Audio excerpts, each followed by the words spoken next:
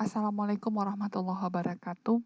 Ketemu dengan saya kembali, Melina Ekayan Fitri. Kali ini kita akan bahas mengenai statistika induktif, yaitu penerapan pengujian hipotesis dalam analisis regresi linier sederhana. Ya, sebelumnya kita ingat kembali atau kita ulang kembali apa sih itu analisis regresi linier sederhana, di mana model regresi tersebut berbentuk Y sama dengan A ditambah BX ditambah dengan error. Regresi itu ada dua, yaitu ada sederhana dan ada berganda. Nah, untuk yang sederhana, jika nilai variabel bebasnya, ini kita sebut dengan variabel bebas, itu hanya satu, sedangkan kalau variabel bebasnya lebih dari satu, ada X1, X2, dan seterusnya, itu kita sebut dengan berganda. Ya, dalam analisis regresi linier sederhana di soal itu biasanya diketahui adalah nilai Y dan nilai X-nya. Yang akan kita hitung itu adalah nilai si A, begitu juga dengan nilai si B-nya. Konstanta dengan koefisien regresi. Itu yang akan kita hitung. Nah, untuk perhitungan rumusnya ini cukup panjang ya, tapi setelah kita kerjakan nanti satu persatu tidak akan ribet, tidak akan panjang. Maka di sini B itu sama dengan, ini bisa kita lihat, perkalian antara XI dengan YI, lalu kita jumlahkan, kalikan dengan N, lalu berikutnya jumlah daripada XI dikali jumlah YI, ya, jumlah data si X dan data si Y, lalu dibagi dengan selisih antara XI dikuadratkan dikali dengan N, dan dikurangi XI dikuadratkan. Nah, ini mungkin kalau dibaca agak riuh ya, tapi coba kalau kita gunakan nanti dengan contoh soal, insya Allah tidak akan susah. Lalu untuk menghitung A-nya yaitu rata-rata daripada si Y dengan dikurangi dengan B dikali dengan rata-rata si X. B itu adalah B yang kita hitung tadi ya. Nah, untuk kali ini kita tidak hanya menghitung A dan B, kita akan melakukan pengujian hipotesis apakah garis regresi yang dibentuk itu apakah linier atau tidak ya. Nah, langkah-langkah hipotesis uji kita udah tahu dari awal secara umum atau secara garis besar. Untuk melakukan pengujian hipotesis itu langkah-langkahnya kita tentukan terlebih dahulu hipotesis ujinya, yaitu H0 dan H alternatif atau H1-nya ya, atau ada juga yang menyebut HA. Nah, untuk H0 kita dalam hal ini bunyinya adalah garis regresinya linier, sedangkan H1 lawannya, garis regresinya tidak linier. Lalu berikutnya kita tentukan taraf signifikansi atau taraf nyata, di mana dalam kejadian atau dalam penelitian statistika ekonomi dan manajemen itu dari penelitian terdahulu pada umumnya menggunakan 5%. Jadi alfanya yang kita pilih adalah 5% atau 0,05. Mau lain dari 5% juga silahkan, tidak apa-apa, 4%, 10%, 9% silahkan. Tapi biasanya kalau kita melakukan penelitian, kita akan melakukan penelitian berdasarkan rujukan terdahulu ya, atau penelitian-penelitian terdahulu. Karena di ekonomi dan manajemen penelitian terdahulunya lebih cenderung menggunakan 5%, maka kita ambil 5%. Lalu berikutnya kita tentukan adalah wilayah kritis, yaitu di mana nilai daripada kita menggunakan uji F atau yang kita hitung itu nanti adalah nilai F, di mana nilai F hitungnya tersebut harus lebih besar daripada F tabel, maka H0 akan ditolak. Artinya garis regresinya tidak linear. Namun kalau F-nya kurang daripada F tabel, maka H1 yang diterima garis regresinya, H1 yang ditolak ya, H0 yang diterima garis regresinya linear. Lalu berikutnya kita ambil keputusan, setelah menghitung nilai F-nya, kita bandingkan dengan F tabel, apakah H0 ditolak atau diterima, baru kita simpulkan regresinya linear atau tidak linear. Nah, F itu gimana menghitungnya? Nah, ini rumus daripada si F, yaitu chi-square ini atau high square ya. High square pertama dibagi derajat bebasnya dibagi dengan high square kedua dibagi derajat bebas. High square pertama dan high square kedua bisa kita hitung dengan rumus seperti ini. Dasar daripada high square pertama itu ada simpangan baku dikuadratkan alias variansi. Jadi kita harus hitung variansinya terlebih dahulu.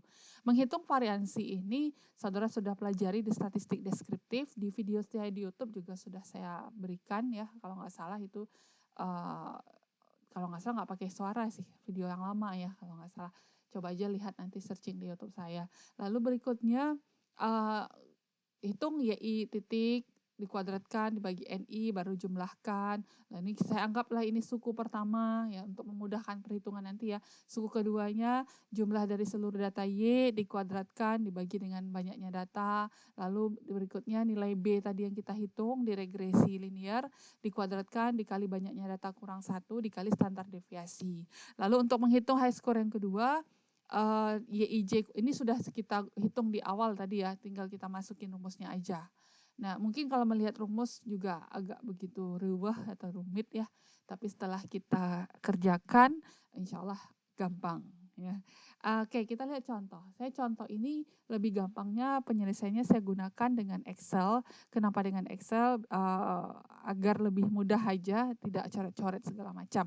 Tapi untuk saudara, kalau ujian itu biasanya tidak menggunakan PC ya, biasanya menggunakan hitungan secara manual, menggunakan bantuan kalkulator. Namun dalam hal ini saudara cukup melihat atau meniru langkah-langkahnya saja. Nanti cara perhitungannya adalah dengan kalkulator. Nah, di sini kasusnya adalah ada 12 mahasiswa di mana hasil tes intelijensianya atau skor tes ini di variabel X dan nilai kimianya adalah variabel Y. Dari hasil skor tesnya ini kita akan melihat dia ada hubungan regresi antara si X dengan si Y, lalu apakah garisnya yang dibentuk adalah garis linier atau tidak ya. Nah, di sini ada beberapa skor yang berkisar antara 50 sampai dengan berapa ini ya, 70 ya, 50 sampai 70. Sedangkan nilai kimia itu berkisar antara 74 sampai 98 paling tinggi ya. Itu nilai kimia. Harapannya apa? Semakin tinggi skor tes intelijensianya, semakin tinggi nilai kimianya. Keinginan seperti itu ya. Tapi kan di real kan tidak demikian karena ada faktor lain yang mempengaruhi selain daripada skor tes intelijensia. Oke, lanjut kita langsung aja. Saya langsung gunakan Excel. Ini saya copy ya. Saya copy lalu saya pastekan di sini. Lalu dirapikan. Nah, sekarang kita yang pertama adalah menentukan persamaan regresinya, yaitu A dan B akan kita hitung. Saya copy rumus B, jadi kita menghitung B terlebih dahulu, karena untuk menghitung A harus ada nilai B-nya. Jadi di sini saya hitung B, saya copy aja rumusnya biar nggak bolak-balik melihat rumusnya ya. Nah, di sini yang kita butuhkan, kita baca dari arah ke kanan menuju kiri seperti kita baca Al-Quran. Jadi yang di atas terlebih dahulu, YI dijumlahkan dikali dengan XI dijumlahkan. Berarti di sini jumlah XI dan jumlah YI ya. Di sini saya tulis jumlah XI berarti menggunakan sum atau sum ya. Kita sumkan. Jumlah YI berarti ini juga kita copy aja ya. Lalu berikutnya XI dikali YI. Jadi di sini kita harus hitung XI dikali dengan YI. Berarti ini 65 dikali dengan 85 ya. Dan seterusnya. Copy aja ke bawah ya. 55 kali 74, 50 kali 76 dan seterusnya ya. Lalu kita lihat di sini jumlahnya yang dia minta. Berarti ini kita copy aja sum kita jumlahkan ya. Biar enak dilihat saya pakai koma belakang. Pakai koma ya. Lalu berikutnya di bagian penyebutnya di sini ada XI jumlahnya, lalu kita kuadratkan jumlah XI tersebut. Berarti di sini ada jumlah kuadrat. Jumlah kuadrat. XI dikuadratkan berarti 725 kali 725 atau 725 pangkat 2.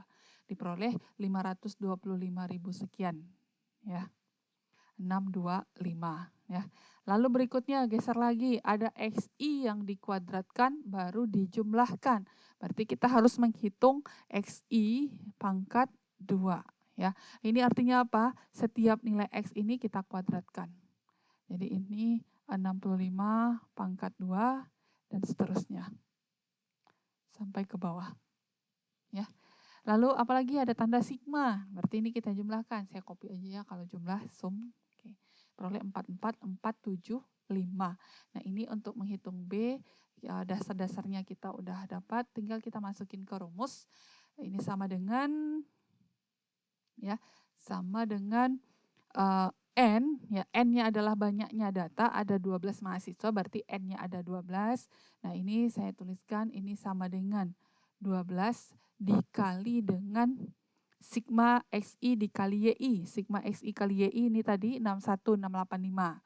Lalu berikutnya dikurang sigma XI, ini 725 dikali sigma YI 1011. Ya, Ini dibagi dengan, saya tulis pernya pakai garis ini aja, dibagi dengan nilai N dikali sigma XI kuadrat. N-nya 12 dikali dengan XI dikuadratkan. XI dikuadratkan ini, sigma XI dikuadratkan 44,475. Ya. Lalu dikurangi dengan sigma XI dikuadratkan. Sigma XI dikuadratkan ini dia, 525,625. Ya. Nah, tinggal kita hitung selisihnya, lalu kita bagi. Ini juga, ini kopas saja yang rumus di atas juga boleh ya, karena rumusnya sama. Lalu ini sama dengan dibagi. Nah, diperolehlah nilai 0,897. 1 sekian. Saya ambil 3 angka belakang koma. Sebentar, saya ambil 3 angka belakang koma, 0,897. Nilai B sudah kita peroleh. Sekarang kita akan menghitung nilai A. Rumus A saya copy aja biar nggak bolak-balik melihat rumusnya. Karena rumus itu memang agak susah untuk dihafal ya. Yang penting kita paham untuk menjalankannya ya. Nah ini Y bar, saya tulis Y bar atau Y rata-rata, saya tulis aja Y bar, lalu X bar, X rata-rata. Nah untuk menghitung X bar dan Y bar, kita harus hitung jumlah daripada si Y totalnya berapa. Tadi kita udah hitung 1011, jumlah daripada si X yaitu 725. Bagi dengan banyaknya data, masing-masing sama-sama banyak yaitu 12. Maka ini Y bar 1011 dibagi dengan 12. Lalu X bar yaitu sebanyak 725 dibagi dengan 12. Ini dia nilainya. Ini ada koma di belakang ya. Untuk melihat komanya saya geser ini seperti ini. Lalu kita hitung nilai si A-nya ya. Untuk menghitung nilai si A tinggal masukin angkanya Y bar 84,25 dikurangi dengan nilai si B 0,897 dikali dengan nilai si X bar 60,42. Ya, saya ambil 2 angka belakang koma biar gampang menghitungnya. Lalu kita hitung selisihnya. Sama dengan 84 dikurangi dengan 54,21. Ini 2 angka belakang koma yang saya tulis. Maka diperolehlah 30,04. Bolehlah saya ganti tambah 1 angka lagi 0,43 ya. Ini adalah nilai si A. Ya. Lalu berikutnya kita akan hitung uji hipotesisnya. Oke, kita peroleh A 30,043, saya langsung gantikan di sini ya. 30,043 dan B-nya kita peroleh 0,897. Jadi persamaan regresi yang terbentuk itu adalah Y sama dengan 30,043 ditambah 0,897X ditambah dengan error. Kalau mau buang errornya, Y-nya ini ganti dengan Y topi atau Y ada garis di atasnya ya, atau Y prediksi. Nah, berikutnya kita akan melakukan pengujian hipotesis. Nah, caranya kita akan menghitung nilai si F ya berdasarkan Chi-square 1, Chi-square 2. Sebelum menghitung Chi-square 1, kita harus hitung terlebih dahulu standar deviasinya ya. Nah, ini saya copy aja datanya. Data ini saya copy.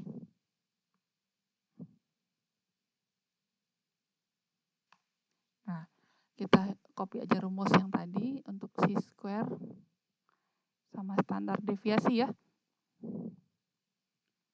Besar.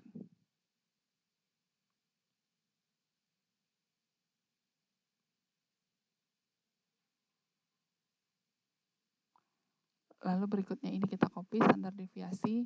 Ini memudahkan supaya tidak bolak-balik melihat rumus. Nah, kita hitung terlebih dahulu Sx kuadrat. Sx kuadrat ini rumusnya kita baca lagi dari arah kanan ke kiri, seperti baca Al-Quran. X bar terlebih dahulu kita hitung, jadi kita harus menghitung rata-rata. Nah, X bar tadi kita udah dapat nilainya di ini dia 60,42 sekian. Berarti ini kita bisa hitung X barnya. Lalu XI dikurangi X bar, artinya setiap data si X dikurangi dengan rata-ratanya tadi. Ya, setiap data si X. Saya tulis saja lagi di sini ya, rata-rata itu sama dengan banyaknya data X dibagi dengan jumlah data X dibagi dengan banyaknya data 12. 60,416 sekian atau 60,42 ya atau 417. Lalu berikutnya XI dikurangi dengan X bar ya. Berarti di sini XI-nya adalah masing-masingnya ini dikurangi dengan 60,417. Saya kunci pakai F4, maka ini geser ke bawah, di copy. Ya, diperolehlah nilai XI dikurang X bar. Saya lihatkan aja 2 angka belakang koma atau 3 juga boleh. Lalu berikutnya kita kuadratkan antara si XI dikurangi dengan X bar. Ya, ini kita kuadratkan. Maka ini masing-masingnya dikuadratkan. Ya, lalu diperoleh hasil seperti ini. Saya perlihatkan angka 3 belakang koma. Oke, udah diperoleh XI dikurang X bar dikuadratkan, baru kita jumlahkan. Maka jumlah dari ini, saya copy aja, ya, diperolehlah nilai 673,92. Ini saya rapikan, kita garis aja biar rapi. Nah, lalu berikutnya kita akan hitung simpangan rata-ratanya, variansinya atau simpangan baku kuadrat ya. Ini sama dengan 672,92 dibagi dengan 12 kurang 1, N kurang 1. N kurang 1. Ini per, ya, ini per, hasilnya adalah sama dengan ini bagi 11. 61,174 ya. Nah, ini hasilnya. Oke. Lalu berikutnya kita akan hitung, nah ini ada kita sebut dengan suku pertama, suku kedua, suku ketiga. Suku pertamanya sigma YI titik 2 dan YI. Kita tentukan terlebih dahulu apa itu YI titik ya, apa itu YIJ dan seterusnya. Nah, sekarang kita tentukan terlebih dahulu nilai K. Ya, ada berapa banyak data, kita fokus ke data si X. Ada berapa banyak data yang berbeda dari data si X tersebut. Ya, kita lihat di sini ada 50, ada 65, ada 65, ada 70, nah ada lagi yang lain ya, ada 4 ya. Berarti ada 1, 2, 3, 4, ada 4 data. Angka data-datanya angka berapa aja? Ada 50 tadi, ada 55, sorry, ini ke bawah harusnya. 55, lalu ada 65, dan yang terakhir ada 70 ya. Ini kita simbol dia dengan XI ya, XI titik ya lebih tepatnya. Lalu berikutnya YI titik. YI titik ya, YI titik. Ini adalah sebagai si A, sebagai si I-nya sampai K. K-nya berapa? K-nya nilainya 4. Nah, itu lebih tepatnya ya. YI ini cara menghitungnya adalah nilai Y yang jumlah nilai Y ya yang memiliki X yang sama. Berarti YI yang ada itu 50, sebelum YI kita tentukan N terlebih dahulu kali ya. NI titik. Nah, NI titik ini ada berapa banyak sih skor tes yang nilainya 50? Kita lihat sini. 50 itu ada 1, lalu ada 2 ya. 50 ada 2, berarti tulis 2. Yang 55 ada berapa banyak sih? Ini 1, 2, 3, ada 4 ya. Yang 55 ada 4. Lalu yang 65 ada 1, 2, 3, ada 3, dan sisanya ini 12 data seluruhnya, berarti sisanya di sini 70 ada 3 ya. Lalu kita akan hitung YIJ. Ya, YI titik, YI titik. YI titik ini jumlah daripada data yang memiliki skor X-nya sama ya. Di sini Y-nya yang skor X-nya sama itu 50, ada 2 data, berarti jumlahkan Y yang 50 tadi. Yang 50 ada 74, lalu satu lagi ada 76. Nah, ini YI untuk X-nya 50. Untuk X-nya yang 55, jumlahkan juga Y-nya. 76 ditambah dengan 85 ditambah dengan 81 ditambah dengan 74 ya. Lalu yang 65 juga demikian, 85 ditambah dengan 90 ditambah dengan 94, ada 3 data ya. Lalu yang terakhir 70 juga ada 3 data. 70 itu ada nilainya 87 untuk Y-nya, lalu ada 98, dan yang terakhir adalah 91. Nah, ini hasil daripada YI titik, NI titik, dan I ya. Lalu kita tinggal masukin ke dalam rumus. Nah, di sini ada satu lagi yang belum kita hitung, yaitu YIJ dikuadratkan. YIJ dikuadratkan artinya adalah jumlah seluruh si Y, lalu kita kuadratkan. Nah ini jumlah kuadrat tadi ya, berarti sama rumusnya dengan XI dikuadratkan. Kita copy aja, kita taruh sini. 1.022 sekian-sekian. Nah kita tinggal masukin ke rumus, supaya lebih gampang, ini kan terlalu panjang. Ini saya sebut suku pertama, ini suku kedua, ini suku ketiga. Jadi untuk menghitung high square pertama, suku pertama kurangi suku kedua, kurangi suku ketiga. Maka di sini saya tulis suku pertama, ya. Lalu ada suku kedua dan ada suku ketiga. Ya. Lalu berikutnya kita lihat rumus yang suku pertama. YI titik dikuadratkan, berarti ini harus kita kuadratkan. YI titik pangkat 2. Ya. Ini sama dengan 150 kuadrat, 316 dikuadratkan, dan seterusnya saya copy aja. Lalu berikutnya YI titik dikuadratkan. YI titik ini masing-masingnya bagi dengan NI, berarti dibagi dengan si NI-nya. Artinya ini rumus ini, YI titik ya pangkat 2 ya itu dibagi dengan NI ya, ini sama dengan 22.500 dibagi dengan 2 dan seterusnya, geser ke bawah. Lalu apalagi yang bisa kita lihat di situ, yaitu jumlahnya. Jadi di sini akan kita hitung adalah jumlahnya. Nah ini adalah nilai daripada suku pertama 85726. Saya geser aja ke atas. Nah, ini suku pertama. Jadi suku pertama nilainya adalah 85.72633 ya. Lalu berikutnya suku kedua. Suku kedua itu YIJ dikuadratkan dibagi dengan N atau banyaknya data. YIJ kuadrat ini 1 juta sekian dibagi dengan banyaknya data, ada 12 data. Ini ya. Lalu suku ketiga B kuadrat, B tadi nilainya kita udah hitung yaitu 0,897 ya, ini nilai B-nya ya, kita ambil aja. Berarti ini B kuadrat sama dengan, saya copy dari sini ya biar nggak berubah hasilnya. B dikuadratkan tutup kurung ya. Lalu dikali kali apa ini? Kali N kurang 1, buka kurung, N-nya 12 dikurangi 1 tutup kurung kali S simpangan variansinya tadi udah kita hitung 61,74 ya. Saudara bisa lihat rumusnya seperti ini. 541,69. Maka di sini chi square yang pertama itu adalah selisih suku 1 dikurangi suku 2 dikurangi suku ketiga. Diperolehlah 7,891. Lalu kita akan menghitung chi square yang kedua. Chi square yang kedua, kita lihat rumusnya ini. Ya, saya copy, saya pindahkan ke sini. Chi square yang kedua itu rumusnya lebih sederhana.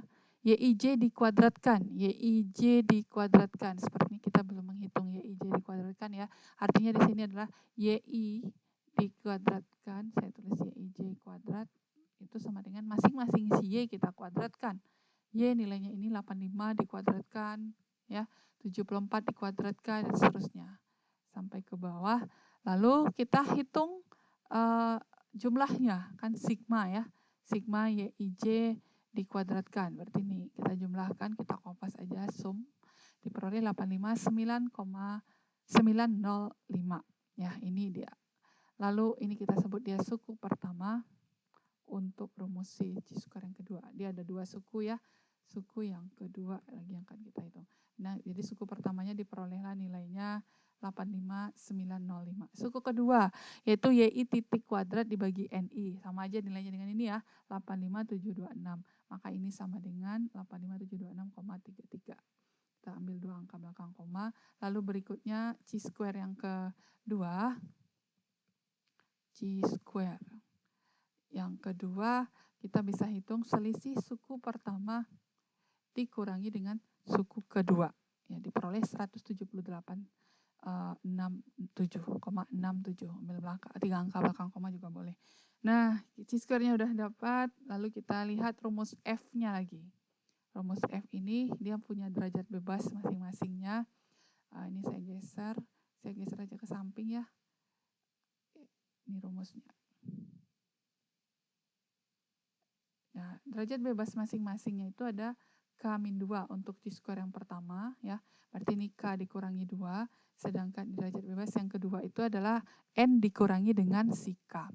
K itu apa? K itu adalah banyaknya data yang berbeda dari si X. Ada 4, berarti K-nya 4. 4 dikurangi dengan 2, berarti derajat bebasnya 2. N min K. N min K berarti 12, jumlah datanya adalah sebanyak 12 tadi. Banyaknya data dikurangi dengan K.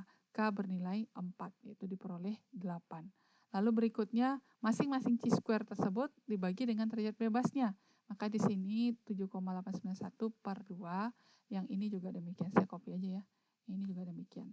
Maka nilai F kita bisa hitung, yaitu hasil bagi dari 3,945 ini dengan 22,33 sekian. Maka diperolehlah nilai 0,1766 sekian. Ya. Coba kita lihat apakah ada yang salah hitung. Kadang-kadang kalau kita buru-buru kita ada yang salah hitung ya. Coba kita periksa lagi. Di sini data-datanya udah oke. XI dikali YI. Ya.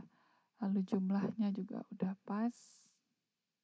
Oke, ini juga jumlahnya udah pas ya. Kita lihat lagi yang lain.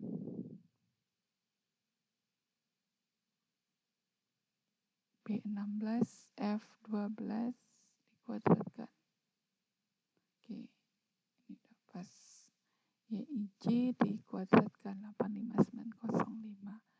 Oke, terus kita lihat lagi, takutnya keliru ya.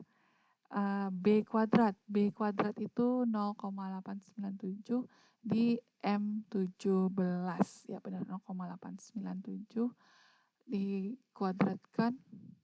Ya, atau saya tulis saja langsung 0,897 juga nggak apa-apa. 0,897. Ya otomatis berubah nanti ya. Terus nanti 0,897, nah diperoleh I square sekian. Oke, kita peroleh nilai F-nya adalah sebesar 0,182. Ya, kita tulis saja di sini 0,182. Maka di sini kita ambil F hitung atau nilai F tersebut ya yang kita hitung tadi itu sama dengan 0,182. Ternyata nilainya bukan lebih dari F tabel, tetapi kurang daripada F tabel ya. F tabelnya adalah sebesar 4,46 ya. Kesimpulannya apa? Jadi di sini keputusannya apa? Kita menerima si H0. Kalau H0 diterima, kesimpulan kita apa? Garis regresinya adalah garis regresi yang linear. Jadi kesimpulannya garis regresinya adalah linear. Seperti apa sih garis linear tersebut? Sebelum masuk ke sana, tadi kita sudah jelaskan, kita akan perlihatkan gimana cara menghitung 4,46 di tabel. Nah, saudara bisa lihat tabel. Tabel itu bisa saudara cari di Google, tinggal Google search, cari aja tabel F, sebutkan taraf signifikansinya berapa. Biasanya yang kita cari sekarang ini adalah taraf signifikansi 0,05 atau 5%. Jadi tabel F taraf signifikansi 5%. Banyak bisa aja di-download di situ. Ini saya download dari web siapa ya, coba kita lihat ya, karena saya tidak mau mengambil sendiri. Nah ini dia webnya, bisa saudara buka nanti di blognya sendiri, junaidicaniago.wordpress.com.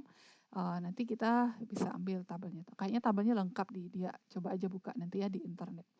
Lalu berikutnya ini kita lihat, ini derajat bebas yang pertama atau K kurang 2, ini dia bagian N1, lalu N2 ini adalah N kurang K. K kurang 2 tadi 2 ya, jadi kita perhatikan kolom yang kedua, N kurang K tadi 8, perhatikan baris ke-8, maka diperolehlah 4,46, maka disitulah kita peroleh tabelnya F-nya adalah 4,46. Nah sekarang kita akan lihat apa sih bentuk garis regresi yang linear itu gitu ya. Nah untuk melihat kita bisa plotkan gambar X dan Y. Nah dengan manual saudara bisa gunakan kertas di buku, tinggal penggaris. Nah bentuk akhirnya seperti ini. Saya menggunakan Excel, gunakan scatter plot ya. Nah ini dia. Nah yang horizontal yang mendatar ini adalah X, yang horizontal atau tegak ini adalah si Y. Ini kan terlalu kecil ya, saya kecilkan aja skala si X-nya, saya kurangkan. Nah ini kita bisa lihat skalanya eksis. more option. Nah, ini saya ganti. Ini angka paling kecil di X itu adalah 50 ya. Saya ganti aja 45 minimumnya. Paling tinggi 70. Ini udah oke nih 80, biarkan aja. Geser dia ya. Lalu si Y-nya paling tinggi adalah 98, saya anggap 100. Dan paling rendahnya adalah 70 ya, karena ada 74 angkanya. Berarti di sini mulai dari 70 sampai 100. Nah, seperti ini gambarnya. Ya, saya buang aja chart title-nya. Lalu berikutnya, ini artinya apa?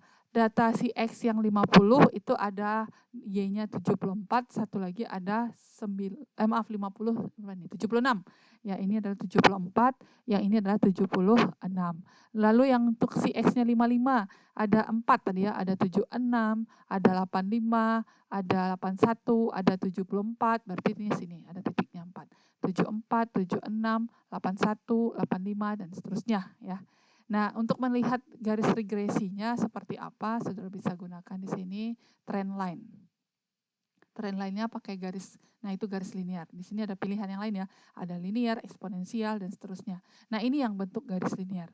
Ini yang akan kita uji, benar nggak garisnya ini lurus, ataukah dia melengkung, ya, ataukah dia bentuk eksponensial. Nah, ternyata setelah kita uji dengan statistik uji, garis regresinya memang garis regresi yang linear, bukan yang garis regresi non-linear.